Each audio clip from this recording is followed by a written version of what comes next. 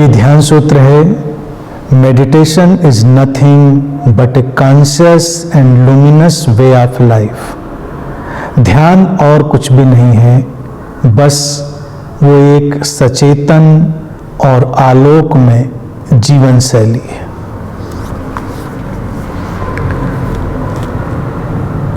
ध्यान सूत्र में कई बार बहुत साधारण सी लगने वाली बात ध्यान का पूरा सार लिए हुए होती है। ध्यान की पूरी आत्मा उसमें शामिल होती है। सूत्र कहता है कि ध्यान और कुछ भी नहीं है, केवल सचेतन और आलोकमयी जीवन शैली, conscious and luminous way of life. इतना ही अगर हम अपनी जीवन शैली में डाल लेते हैं तो ध्यान का जो भी उद्देश्य है, ध्यान का जो विस्तार है, वो पूरा हो गया। अब ये क्या होगा सचेतन और क्या होगा आलोक में, हम इसको थोड़ा सा बस समझेंगे बहुत संक्षेप में। सचेतन अर्थात हम अपने जीवन के किसी भी कार्य को, किसी भी कृत्य को बेहोशी में न करें। कोशिश करें कि बेहोशी में ना हो, उसका तनाव नहीं लेना है। जो भी करें पूरी तरह से सचेतन रहते हुए, अवेयर रहते हुए, कॉन्शियस रहते हुए। अब कॉन्शियस रहने का, सचेतन रहने का जो ढंग है वो क्या होना चाहिए?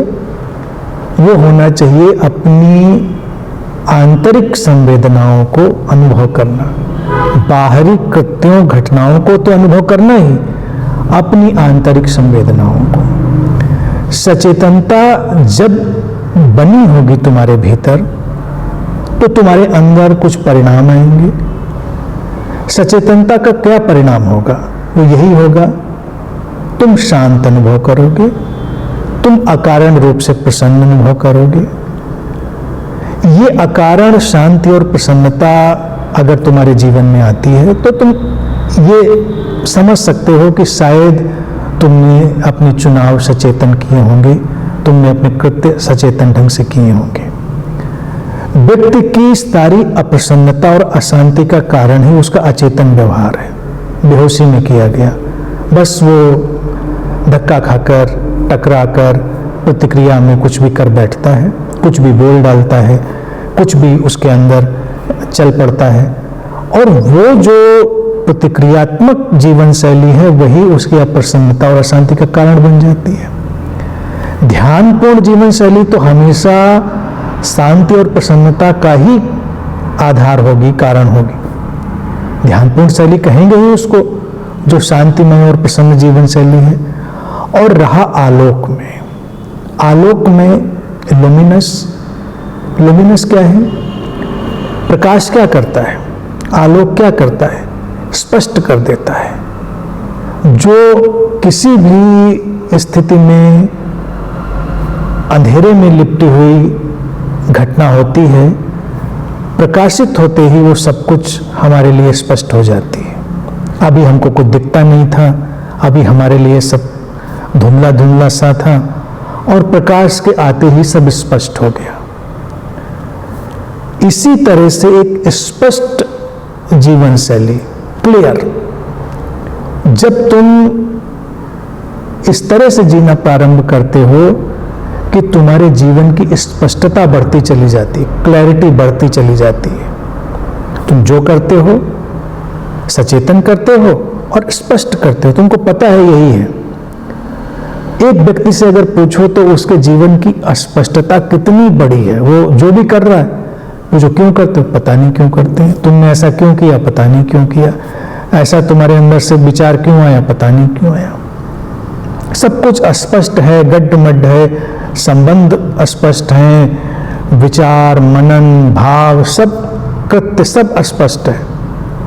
तो लुमिनस वे ऑफ लाइफ, आलोक में जीवन शैली में एक स्पष्टता की धारा बहनी शुरू होती है। व्यक्ति की समझ बिल्कुल साफ सुथरी हो जाती है, अर्थात उसका विवेक जागृत होता है और अपनी पूर्ण जागृति की तरफ बढ़ता है। आलोक में अर्थात विवेक में, विवेकमय अर्थात स्पष्ट, कोई भ्रम नहीं है, विभ्रम नहीं है।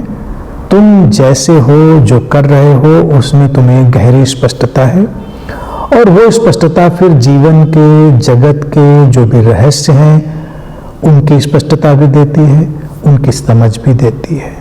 व्यक्ति के भीतर धीरे धीरे, शनै शनै ये ध्यानपूर्ण जीवन शैली अतिशय स्पष्टता को लेकर आ जाती है। उसी को हम अंतिम परिणाम जो कहते हैं, बोध का घटना कहते हैं। तो लुमिनस होना जो है, ये अंतिम रूप से जब घटता है, वो वही घटना होती है जब व्यक्ति के भीतर अब कोई भी संशय, विभ्रम, अस्पष्टता, अचेतनता अब नहीं रह गई। तो बिल्कुल सरल, साधारण से शब्दों में, लेकिन ध्यान का पूरा परिदृश्य इस सूत्र में है। ऐसे ही हर साधक को जीना है, जितना संभव हो उससे उतना उसको कोशिश करनी है, और फिर वो देखेगा शांति, प्रसन्नता, और ये आलोकमय है, सचेतन है, सुंदर है।